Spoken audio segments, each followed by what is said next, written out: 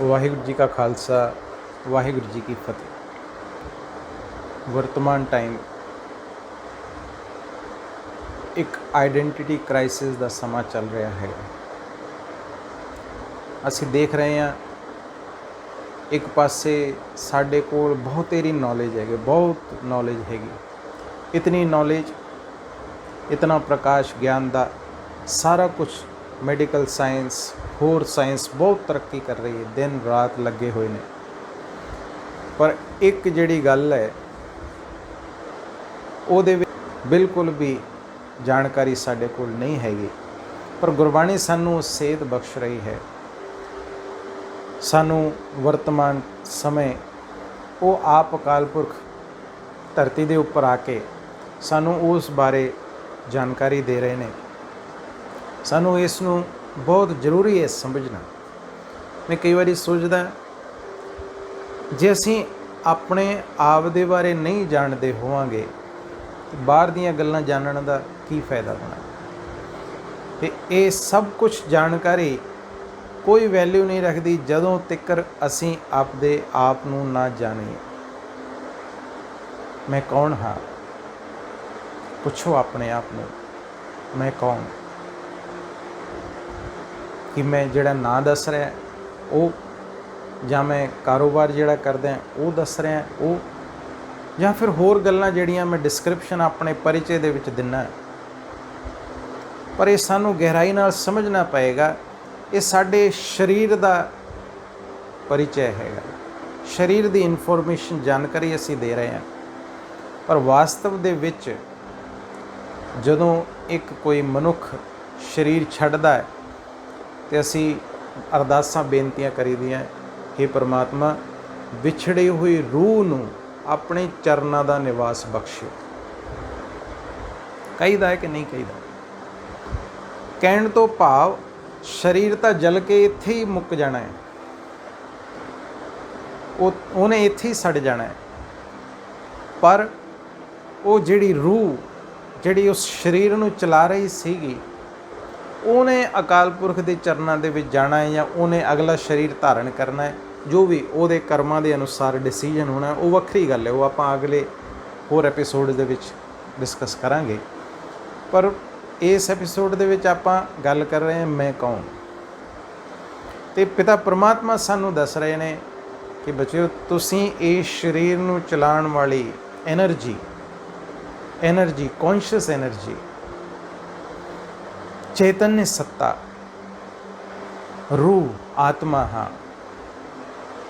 ਮੈਂ ਸਰੀਰ ਨੂੰ ਚਲਾਉਣ ਵਾਲੀ ਐਨਰਜੀ, ਆਤਮਾ, ਸੋਲ, ਜਿਹਦਾ ਡਿਸਕ੍ਰਿਪਸ਼ਨ ਗੁਰਬਾਣੀ ਦੇ ਵਿੱਚ ਕਲੀਅਰ ਕੱਟ ਸਾਨੂੰ ਮਿਲਦਾ ਹੈ। ਗੁਰਬਾਣੀ ਮੋਹਰ ਲਾ ਰਹੀ ਹੈ ਜੀ, ਮਨ ਤੂੰ ਜੋਤ ਸਰੂਪ ਹੈ, ਆਪਣਾ ਮੂਲ ਪਛਾਣ। ਮੂਲ, ਸਾਡਾ ਮੂਲ, ਮੁੱਢ ਉਹ ਅਕਾਲ ਪੁਰਖ, ਅਤੇ ਅਸੀਂ ਜੋਤ ਸਰੂਪ ਆਤਮਾ, ਰੂਹ, ਜੋਤੀ ਸਰੂਪ। ਮਨ ਹਰ ਜੀ ਤੇਰੇ ਨਾਲ ਹੈ, ਗੁਰਮਤੀ ਰੰਗਮਾਨ। ਉਹ ਸਦਾ ਤੇਰੇ ਨਾਲ ਹੈ।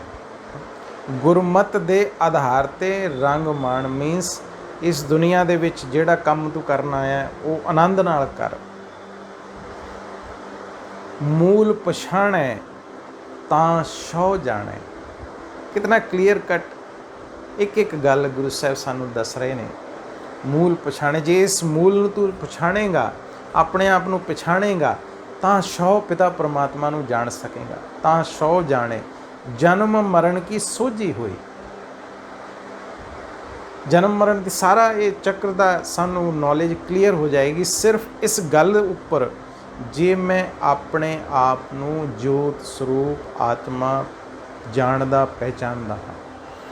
ਗੁਰੂ ਅਮਰਦਾਸ ਜੀ ਮਹਾਰਾਜ ਫਰਮਾਨ ਕਰ ਰਹੇ ਨੇ, ਮੂਲ ਪਛਾਣੇ ਤਾਂ ਸਹੁ ਜਾਣੇ, ਮਰਨ ਜੀਵਨ ਕੀ ਸੋਝੀ ਹੋਈ। ਜੇ ਮੂਲ ਨੂੰ ਪਛਾਣੇਗਾ ਤਾਂ ਸਹੁ ਨੂੰ ਜਾਣ ਸਕੇਗਾ। ਮਰਨ ਜੀਵਨ ਕੀ ਸੋਝੀ ਹੋਈ, ਇਸ ਜਨਮ ਮਰਨ ਦੇ ਚੱਕਰ ਦੀ ਸਾਰੀ ਸੋਝੀ ਤੈਨੂੰ ਹੋ ਜਾਏਗੀ। ਗੁਰ ਪ੍ਰਸਾਦੀ ਏਕੋ ਜਾਣੇ, ਉਹਦੀ ਕਿਰਪਾ ਨਾਲ ਉਸ ਇੱਕ ਨੂੰ ਜਾਣਨਾ ਹੈ, ਇੱਕ ਨੂੰ ਪਹਿਚਾਨਣਾ, ਇੱਕ ਨੂੰ ਹੀ ਆਪਣੇ ਜੀਵਨ ਦੇ ਵਿੱਚ ਧਾਰਨ ਕਰਨਾ, ਇੱਕ ਦੀ ਯਾਦ ਨੂੰ ਮਨ ਬੁੱਧੀ ਦੇ ਵਿੱਚ ਵਸਾਉਣਾ। ਤਾਂ ਦੂਜਾ ਭਾਵ ਨਾ ਹੋਏ। ਦੂਜੀ ਤੀਜੀ ਗੱਲ ਫਿਰ ਖਤਮ ਹੋ ਜਾਂਦੀ। ਫਿਰ ਹੁੰਦਾ ਕੀ ਹੈ ਜੀ, ਮਨ ਸ਼ਾਂਤ ਆਈ ਵਜੀ ਵਧਾਈ। ਫਿਰ ਮਨ ਦੇ ਵਿੱਚ ਸ਼ਾਂਤੀ ਆ ਜਾਂਦੀ, ਖੁਸ਼ੀ ਖੇੜਾ ਜੀਵਨ ਤੇ ਆ ਜਾਂਦਾ ਹੈ। ਮਨ ਸ਼ਾਂਤ ਆਈ ਵਜੀ ਵਧਾਈ ਤਾਂ ਹੋਆ ਪ੍ਰਵਾਨ। ਫਿਰ ਉਸ ਦਰਗਾਹ ਦੇ ਵਿੱਚ ਅਸੀਂ ਪ੍ਰਵਾਨ ਹੋ ਸਕਾਂਗੇ। ਇਹੋ ਕਹੈ ਨਾਨਕ ਮਨ ਤੂੰ ਜੋਤ ਸਰੂਪ ਹੈ, ਆਪਣਾ ਮੂਲ ਪਛਾਣ। ਇਸ ਤਰ੍ਹਾਂ ਗੁਰੂ ਨਾਨਕ ਸਾਹਿਬ ਦੀ ਮੋਹਰ ਲਾ ਕੇ ਗੁਰੂ ਅਮਰਦਾਸ ਜੀ ਮਹਾਰਾਜ ਫਰਮਾਨ ਕਰ ਰਹੇ ਨੇ, ਆਪਣੇ ਆਪ ਨੂੰ, ਆਪਣੇ ਜੋਤ ਸਰੂਪ ਨੂੰ ਪਹਿਚਾਣ, ਆਪਣਾ ਮੂਲ ਪਛਾਣ, ਆਪਣੇ ਓਰੀਜਨਲ ਸਰੂਪ ਨੂੰ ਪਛਾਣਨਾ ਪੈਣਾ। ਕਿਉਂਕਿ ਅਸੀਂ ਬਹੁਤ ਸਾਰੀ ਗੱਲਾਂ ਦੇ ਵਿੱਚ, ਭਰਮਾਂ ਦੇ ਵਿੱਚ ਭਟਕ ਰਹੇ ਹਾਂ, ਆਪਣੀ ਆਈਡੈਂਟੀਟੀ ਨੂੰ ਭੁੱਲ ਕੇ। ਹੁਣ ਇਹ ਸਮਾਂ ਹੈਗਾ ਆਪਣੇ ਸਰੂਪ ਨੂੰ ਪਹਿਚਾਣ ਕੇ ਉਸ ਅਨੁਸਾਰ ਆਪਣੇ ਕਾਰ ਵਿਵਹਾਰ ਨੂੰ ਕਰਨਾ। ਅਤੇ ਹੁਣ ਇਸ ਪਹਿਚਾਣ ਨੂੰ ਆਪਣੇ ਜੀਵਨ ਦੇ ਵਿੱਚ ਲਾਗੂ ਕਰਨਾ ਹੈ ਅਸੀਂ। ਜੇ ਉਸ ਪਿਤਾ ਪਰਮਾਤਮਾ ਦੀ ਪਹਿਚਾਣ ਸਾਨੂੰ ਕਲੀਅਰ ਕੱਟ ਚਾਹੀਦੀ ਹੈ ਤਾਂ ਮਨ ਤੂੰ ਜੋਤ ਸਰੂਪ ਹੈ, ਮੈਂ ਜੋਤੀ ਸਰੂਪ ਆਤਮਾ ਇਸ ਸਰੀਰ ਦੇ ਵਿੱਚ ਇੱਥੇ ਵਿਰਾਜਮਾਨ। ਪਿਤਾ ਪਰਮਾਤਮਾ ਦੱਸ ਰਹੇ, ਮਸਤਕ ਦੇ ਉੱਪਰ ਜਿੱਥੇ ਆਪਾਂ ਤਿਲਕ ਬਿੰਦੀ ਲਾਈ ਦੀ ਹੈ, ਇਹ ਆਤਮ ਸਰੂਪ ਦਾ ਚਿੰਨ੍ਹ ਹੈ, ਦਿਉਤਕ ਹੈ।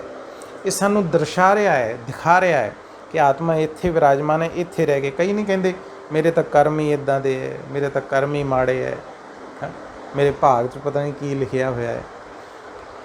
ਬਾਰ ਸਾਡਾ ਅਟੈਂਸ਼ਨ ਮੱਥੇ ਦੇ ਉੱਪਰ ਜਾਂਦਾ ਹੈ, ਮੱਥੇ ਦੇ ਲੇਖ ਕਈ ਵਾਰ ਕਹੀ ਜਾਂਦੇ। ਜਿਸ ਤਰ੍ਹਾਂ ਅਸੀਂ ਆਪਣੇ ਆਪ ਨੂੰ ਪਛਾਣ ਰਹੇ ਹਾਂ, ਜਿਸ ਤਰ੍ਹਾਂ ਅਸੀਂ ਸੋਚ ਰੱਖਦੇ ਹਾਂ, ਉਸ ਅਨੁਸਾਰ ਸਾਡੇ ਕਰਮਾਂ ਦੇ ਲੇਖ ਹੋ ਜਾਂਦੇ ਹੈ। ਇਹ ਸਾਨੂੰ ਸਮਝਣਾ ਪਏਗਾ। ਮਨ ਤੂੰ ਜੋਤ ਸਰੂਪ ਹੈ, ਇਹ ਜੋਤੀ ਸਰੂਪ ਅਸੀਂ ਆਤਮਾ ਹੈ। ਅਤੇ ਹੁਣ ਚੱਲਦੇ ਫਿਰਦੇ ਕੰਮ ਕਰਦੇ ਇਸ ਨੂੰ ਪੱਕਾ ਕਰਨਾ ਹੈ, ਮੈਂ ਵੀ ਆਤਮਾ। ਜਿਨ੍ਹਾਂ ਦੇ ਨਾਲ ਮੈਂ ਕਾਰੋਬਾਰ ਕਰ ਰਿਹਾ ਹੈਗਾ ਉਹ ਵੀ ਸਾਰੇ ਆਤਮਾ, ਸੋਲਸ, ਰੂਹਾਂ ਨੇ। ਉਸ ਸੁਪਰੀਮ ਰੂਹ, ਸੁਪਰੀਮ ਸੋਲ ਦੇ ਸੰਤਾਨ, ਉਹਦੇ ਬੱਚੇ ਸਾਰੇ ਅਸੀਂ ਭੈਣ ਭਰਾਵਾਂ ਨੇ, ਭਰਾ ਨੇ। ਹਿੰਦੂ ਮੁਸਲਿਮ ਸਿੱਖ ਈਸਾਈ ਆਪਸ ਵਿੱਚ ਸਭ ਭਾਈ ਭਾਈ। ਕਹਿਣ ਤੋਂ ਭਾਵ ਸਾਰੇ ਅਸੀਂ ਭਰਾ ਨੇ, ਏਕ ਪਿਤਾ ਏਕ ਸਕੇ ਹਮ ਬਾਰਕ। ਸਾਰੀ ਗੁਰਬਾਣੀ ਮੋਹਰ ਲਾ ਰਹੀ ਹੈ। ਇਸ ਨੂੰ ਸਮਝ ਕੇ ਆਪਣੇ ਜੀਵਨ ਦੇ ਵਿੱਚ ਅਸੀਂ ਲਾਗੂ ਕਰਨਾ ਹੈ। ਇਹਦੇ ਆਧਾਰ 'ਤੇ, ਕਿਉਂਕਿ ਮੈਂ ਬੇਨਤੀ ਤਾਂ ਕਰ ਰਿਹਾ ਹੈਗਾ, ਸਾਡੇ ਜੀਵਨ ਦੇ ਵਿੱਚ ਸਾਰੀ ਜਿਹੜੀ ਪ੍ਰੋਬਲਮਸ ਨੇ ਉਹਨਾਂ ਦਾ ਕਾਰਨ ਹੀ ਇਹ ਹੈਗਾ, ਅਸੀਂ ਆਪਣੇ ਆਪ ਨੂੰ ਭੁੱਲ ਗਏ ਹਾਂ। ਅਤੇ ਉਹਦਾ ਸੋਲਿਊਸ਼ਨ, ਉਹਦਾ ਸਮਾਧਾਨ ਵੀ ਇਸੇ ਦੇ ਵਿੱਚ ਸਮਾਇਆ ਹੋਇਆ ਹੈਗਾ ਕਿ ਅਸੀਂ ਆਪਣੇ ਆਪ ਨੂੰ ਪਹਿਚਾਣ ਜਾਈਏ ਕਿ ਅਸੀਂ ਆਤਮਾ ਇਸ ਸਰੀਰ ਨੂੰ ਚਲਾਉਣ ਵਾਲੀ ਕੌਨਸ਼ੀਅਸ ਐਨਰਜੀ। ਜੇ ਸਰੀਰ ਚੱਲ ਫਿਰ ਰਿਹਾ, ਬੋਲ ਰਿਹਾ ਹੈ, ਆਤਮਾ ਦੇ ਆਧਾਰ 'ਤੇ। ਜੇ ਆਤਮਾ ਛੱਡ ਜਾਂਦੀ ਹੈ ਸਰੀਰ ਨੂੰ, ਸਰੀਰ ਦੀ ਕੋਈ ਵੈਲਿਊ ਨਹੀਂ। ਆਪਣੇ ਜਿਹੜੇ ਨਾਲ ਸਾਰਾ ਦਿਨ ਲੱਗੇ ਹੋਏ ਹੈ, घर की नार बहुत हित दास्यों सदा रहत संग लागी, जब ये हंस तजी ले काया प्रेत प्रेत कर भागी। सारा कुछ गुरबाणी सानू दस रही है। कोई नाल नहीं रहिंदा। जे आत्मा शरीर छड़ जावे सारे साथ छड़ जाते। ਇਹਦੀ शरीर की सुंदरता आत्मा के आधार पर है।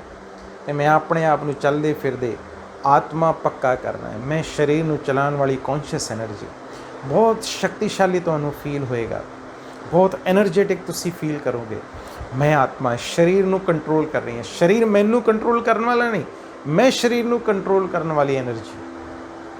हुण शरीर मन नूं कंट्रोल कर रहा है, आत्मा नूं कंट्रोल कर रहा है, पर मैं कंट्रोलिंग पावर मेरे कोल है। मैं शरीर नूं कंट्रोल करना है। कॉन्शियस एनर्जी राजा, जिवें ड्राइवर गड्डी नूं कंट्रोल करता है, उस तरह मैं शरीर रूपी गड्डी नूं कंट्रोल करने वाला ड्राइवर हाँ। गड्डी की वैल्यू, गड्डी चलती फिरती उदों ही है जदों ड्राइवर गड्डी ते विराजमान है। कि अपने आप नूं इन्ना एनर्जेटिक समझ के उस पिता परमात्मा की संतान मैं आत्मा अपने शरीर के उपर विराजमान होकर अपने सारे कारोबारां नूं करना, इस सोच नूं पक्का करके अपने जीवन दे विच लागू करना। इस गुरबाणी की सेध नूं अपने जीवन दे विच जरूर लागू करना। बहुत आनंद आएगा तुहानूं। मैं भी आत्मा, सारे आत्मा जिहड़े मेरे नाल काम करते हैं, मेरे नाल रह रहे हैं, मेरे परिवार दे ने, सारे रूहां ने, उस पिता परमात्मा की भेजियां हुई रूहां। तो इस सोच दे नाल अपने जीवन नूं चंगे सोहना सुचज्जा बनाइए। इतनियां बेनतियां प्रवान करनियां जी। होया भुल्लां चुक्कां दी खिमा, गज के फतेह बुलाओ। वाहिगुरू जी का खालसा, वाहिगुरू जी की फतेह।